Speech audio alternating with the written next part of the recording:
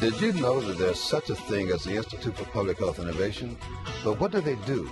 Stay tuned to Health Watch to learn more.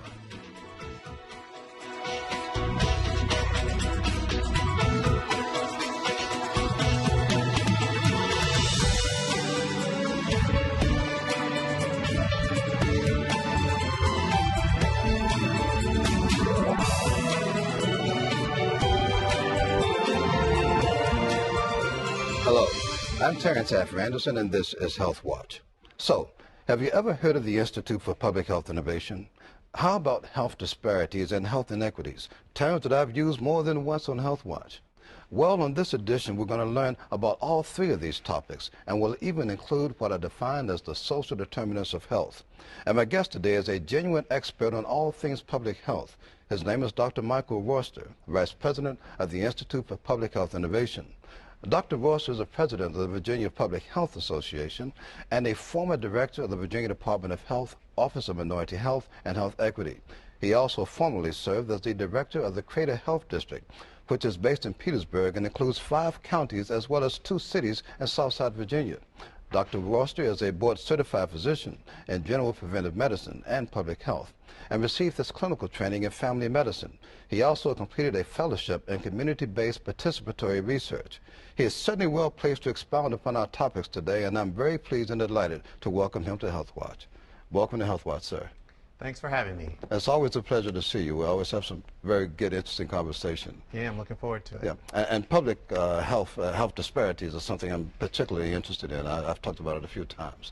And we have a great deal of information that we're going to share with our viewers today. We're going to put a host of boards up with a lot of data and just some generally good information. So we don't necessarily have to refer to these things, but there are a lot. So let's just get started. That work? That sounds good. Okay. Let's begin with the mission of the Institute for Public Health Innovation. What is the mission, and if you can just give us the general overview. Sure. Well, the Institute for Public Health Innovation is one of 38 public health institutes around the country that serve different geographic areas. We serve Maryland, D.C., and Virginia. I'm based in Richmond, Virginia, and work across the state. Our mission is really around working with local communities to identify and address complicated and important health issues to promote health for all residents, with a particular focus on those who experience health disparities or inequities. And so a lot of the work that we do is around developing, implementing, and evaluating innovative public health strategies with partners in local communities. We do a lot of work around providing training, technical assistance, and capacity building for our partners. We also do work around policy development and policy advocacy in order to create and promote policies that promote health. And then finally, we also serve as a convener of local partners who are interested in addressing critical health issues, and we help them to do that. So these are essentially kind of like the core functions of the Institute for Public Health Innovation. Correct. Those 4 things that I mentioned are our core functions in helping us to achieve that mission of promoting health for all. Weren't there a certain set of factors that contributed to the Institute for Public Health Innovation coming into existence? I mean, you spoke of several different things that you're addressing, but there must have been some need, some compelling need. Yeah, well, typically institutes come into existence to help support the existing organizations and communities that are promoting public health. We're a nonprofit organization that's really committed to supporting and strengthening the infrastructure in communities that promote health. And so a lot of our work is around not only developing strategies as a leader, but also playing a support role to help organizations that are doing great work to be more effective. And so through kind of discussions with folks throughout our region, we identified that there would seem to be a need for a public health institute. And in 2009, the institute was born. Out of a national nonprofit organization called Common Health Action. And since then, we've grown to an organization of about $4 million and about 35 staff throughout the region involved in a range of strategies and policy issues to promote health. That's some substantial growth. Let's talk more specifically about health disparities and health inequities. One would think that those terms are synonymous, but they're not necessarily, are they?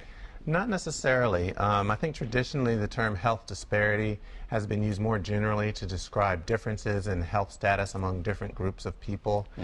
So an example could be that data shows that white women have a higher rate of breast cancer diagnosis than women of color, or that sickle cell anemia is more common among African Americans. These are health data with differences across groups, but they really don't define those differences in any more detail.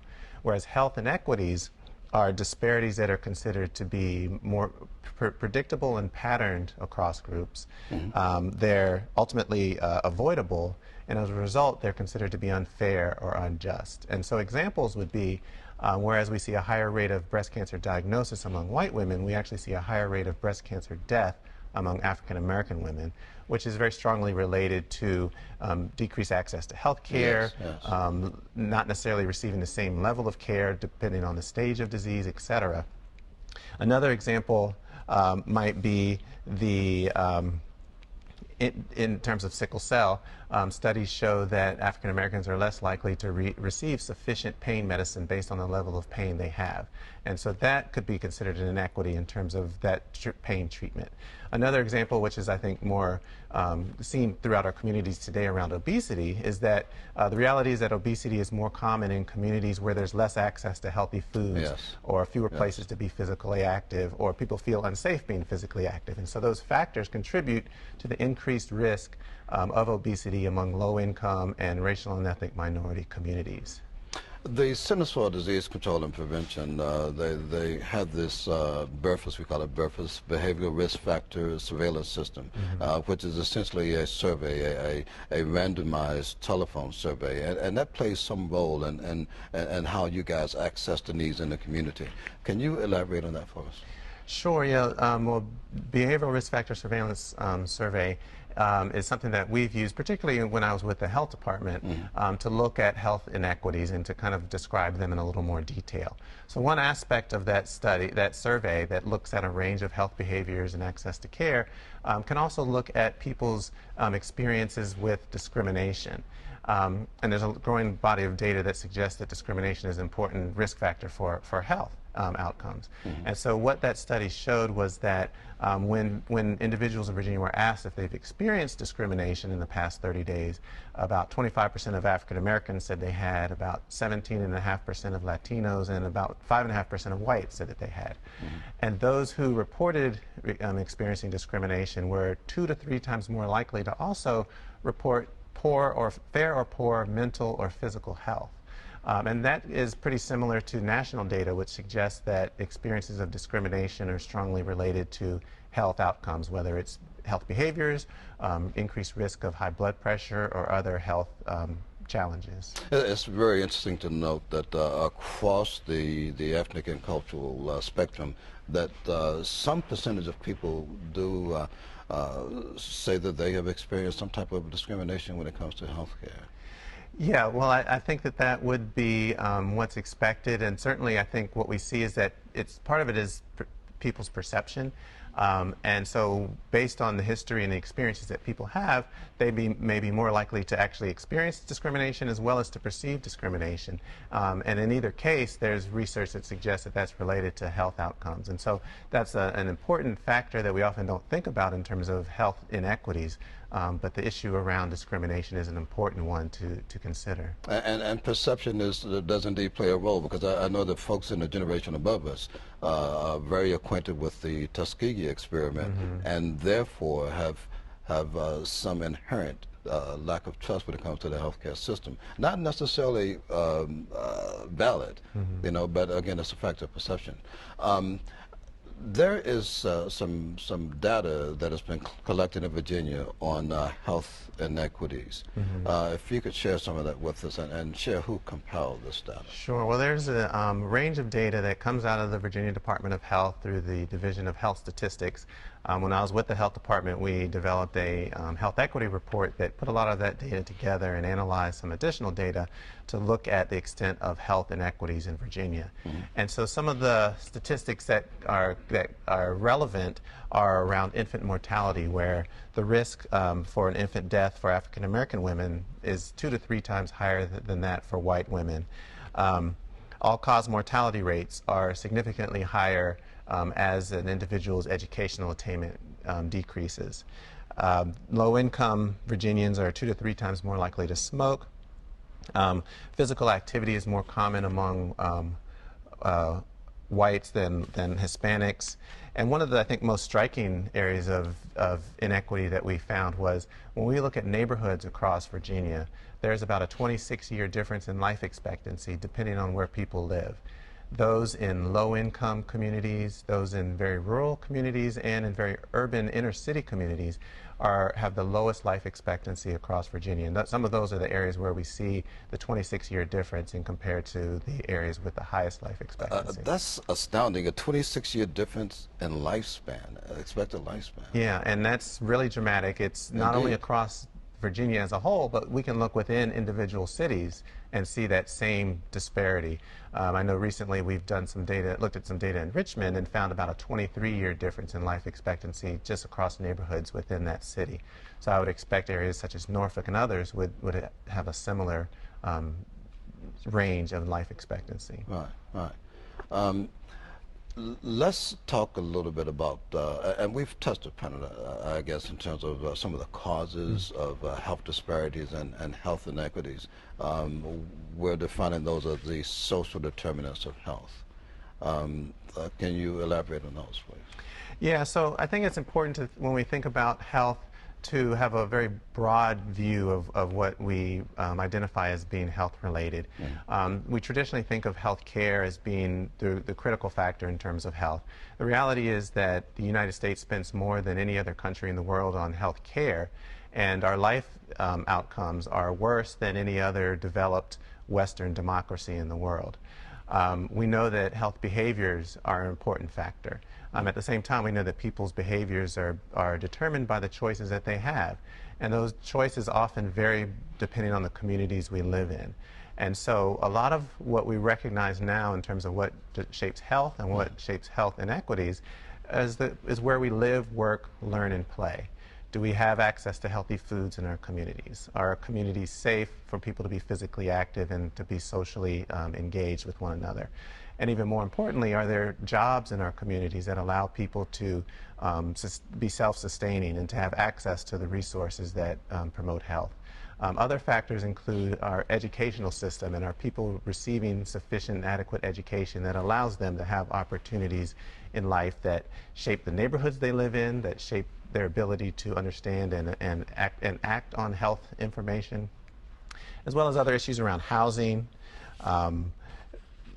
And I think other things that we identify, particularly when we think about health inequities, is that the communities where people live are very different based on their race and ethnicity, their socioeconomic status, and other factors. That low-income communities and communities of color are much less likely to have access to healthy foods or places to be physically active. And at the same time, they're more likely to have easier access to alcohol, tobacco, to be exposed to violence, to live in communities where there's unsafe both indoor and outdoor air quality. All of this has been demonstrated in a range of studies, as well as having limited access to jobs, and to oftentimes live in communities where the schools are not performing up to the standards that we would like. All of this puts people of low income, racial and ethnic minorities, and other groups in similar situations at a greater risk for poor health outcomes. And as a result of those differences in community environments and life opportunities, we see significant health inequities across Virginia. We're talking about a very, very complex, multi-level, myriad levels that impact health disparities and health equities. So it would follow that the strategies to address them would be at once very comprehensive and intensive themselves. Can you give us some ideas of some of the strategies that you guys suggest? Yeah, well, I think there's a number of ways to look at how to address health inequities. And if we look at it both in terms of what individuals can do, in terms of what organizations can do, and what our broader society and decision makers can do. can be helpful. In terms of us as individuals, certainly it's incumbent upon us to really strive towards achieving our optimal health, to taking control of our health and doing as much as we can to be healthy, whether it's around physical activity, nutrition, avoiding unhealthy exposures around smoking and alcohol, and et cetera. And at the same time, when I talked about that the behaviors that we engage in are oftentimes based on the choices we have, then we as individuals also should work at a higher level in terms of how do we shape the communities we live in and how do we influence the decisions that create our communities. It's been said that change is really made through a small number of committed individuals working together. And so one of the roles I think that we as individuals can take is to work collaboratively with other folks in our communities to begin to talk about the conditions in our communities and how they affect our health, and to be very active civically, to vote specifically around issues that affect our health, and for officials that are committed to thinking about our health and their decisions, and then holding those officials accountable for decisions that either promote or undermine our health as a community. Secondly, I think in terms of organizations that are in our communities, there's many opportunities that they have to promote health equity. First of all, within the programs or services that, say, the public health departments or medical providers or other service organizations provide, or even in private businesses, thinking about how we can integrate this understanding of those social determinants into our work. So if we are working on reducing obesity in our community, in addition to education around physical activity and nutrition, it's also critical that we are looking at, are there safe places to be physically active in the communities that we're working with? And how do we engage the partners that affect those issues? Are we working outside of the traditional kind of medical and public health environment and thinking about the transportation decisions, the land use planning decisions, public safety decisions, all that influence our health? And so as an organization, how are we working with that broader set of partners? And there's a lot of growing strategies around the country where successful work is being done in that area. Another aspect of what organizations can do is to look internally in terms of their policies and procedures, in terms of whether they are promoting the health of their employees. Do they promote and have access to healthy foods? Do they encourage opportunities for people to be physically active? Do they provide benefits that include health insurance, a living wage, and things like that can allow individuals and families to be self-sufficient and to be healthy? And then the final group that I think is important is in terms of those broader decision makers and policymakers in our communities that ultimately shape the characteristics of where we live, work, learn, and play. First, I think it's critical that they are aware of the broader context of factors that shape health outcomes. You're speaking of elected officials and governing bodies. Yeah, exactly. And those, yes, those would be good examples, whether it's the city council, for example, or the school board, or the city administration, or leaders of other agencies within a community, that they are aware that all of their decisions ultimately have an impact on the health of communities. And in particular, as they think about the impact of those decisions on different populations, particularly those that we already know experience health inequities, that hopefully that will help them to identify policy options and strategies that, first of all, are health promoting, and then secondly, promote opportunities for everyone to achieve their optimal health. And again, there's a growing number of examples around the country where communities are coming together to promote that work. If I could give maybe an example or two of I was going to ask you if you could. Yeah, I sure. work with the Healthy Norfolk initiative, which is a team basically that consists of the types of different sectors of the community that you're speaking of. But I was going to ask you if you could give some examples of that. Yes, I'll give some examples from some of the work that we do at IPHI. And I mentioned in terms of bringing together a range of partners across different sectors to think about how all of the policies we make influence health. So a lot of our work is working with local elected officials, local governments, other partners, nonprofit partners, around how do we work together to create healthy living environments for people. A lot of that is focused on creating access to healthy foods, whether it's through food equity council development or community gardens, farmers markets that help lower income individuals access healthy foods. We also do work around land use planning and other decision making at the community level to create opportunities for community residents to be physically active. For example, incorporating physical activity elements into a local comprehensive plan that all jurisdictions in Virginia develop. We also work with elected officials to think more broadly around all of the decisions that they make, whether it's land use planning or economic development or public safety decisions, and how they all together influence health outcomes. So we're working, for example, in Richmond City right now with the local government, the health department, and the school board to begin to think about health in all of the decisions that they make, and also to think about how these decisions affect different communities differently, so that as they are making policies and passing ordinances, they're thinking about the health outcomes. And down the road, that will create, again, environments where people live, work, learn, and play that all support their opportunities to be healthy.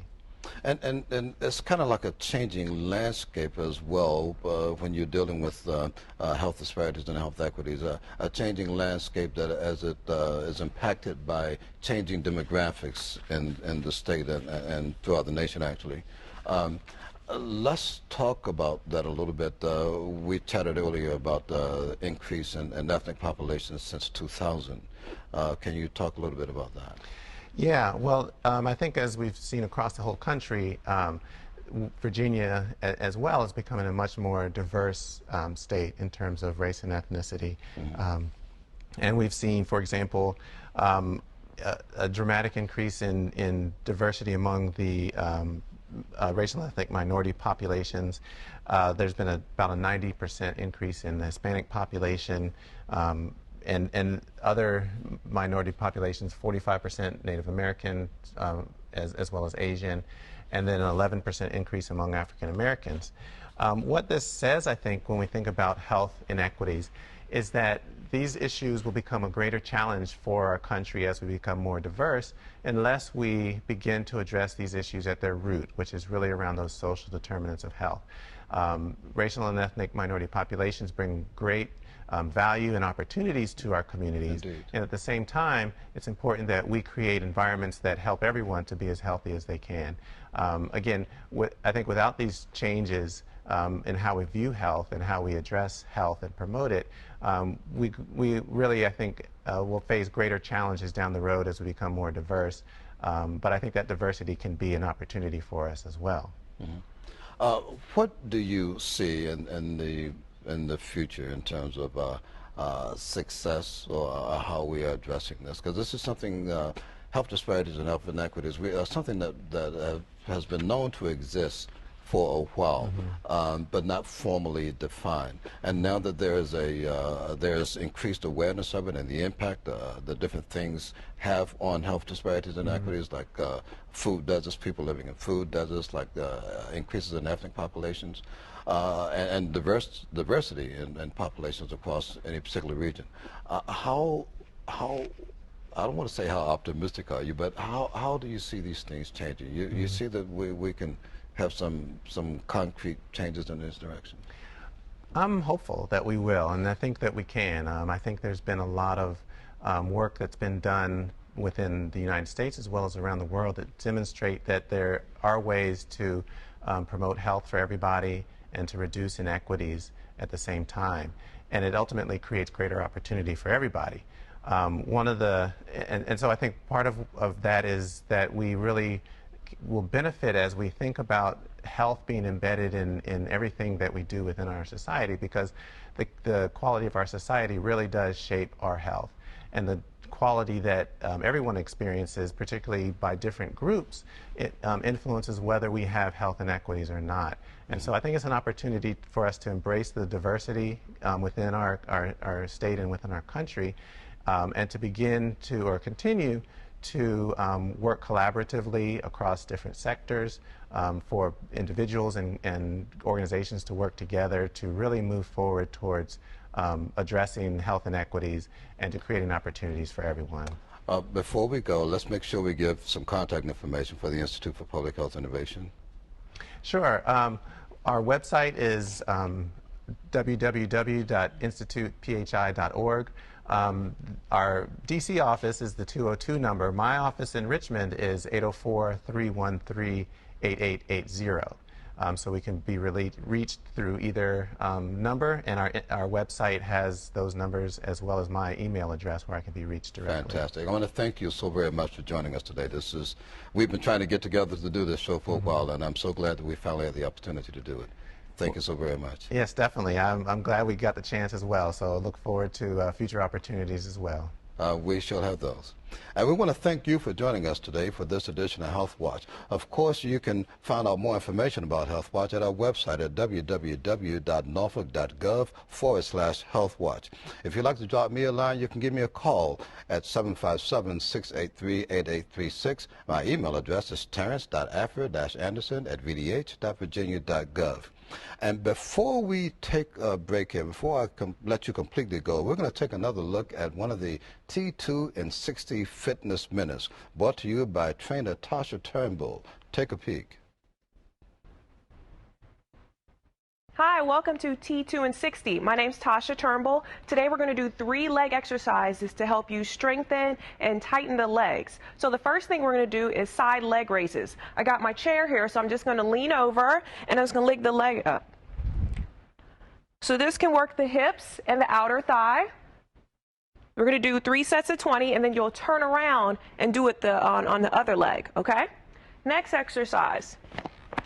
We're going to lunge forward and then lunge back. Forward, back. Forward, back. Again, working the front of the leg and the back of the leg. 3 sets of 20 is what you can do. And then the last exercise we're going to do are calf raises. Turn your legs out and just bring the legs up.